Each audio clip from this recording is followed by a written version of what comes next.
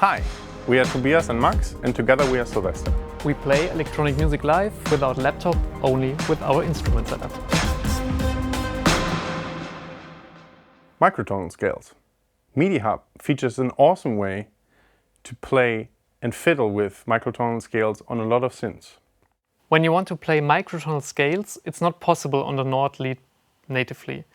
You need an external controller, then you can, for example, route it through the MIDI Hub with a microtonal scale dispatcher and send the notes repitched back to the Nord. You can choose one of the microtonal scales from the presets and then play it with this controller.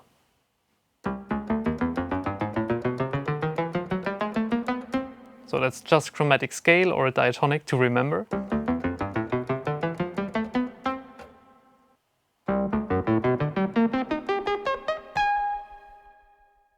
The microtonal scale dispatcher works very similar like the note dispatcher, which we focused on in a dedicated clip.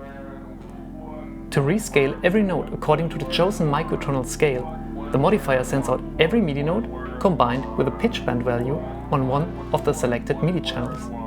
It is crucial to match the pitch bend range to the one of your synthesizer you use as playback engine. Finally, you need to select all MIDI channels that your synth engine can react to.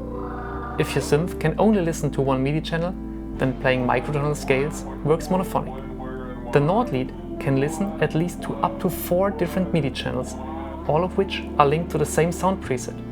So I can play with up to 4 voices of polyphony for this example.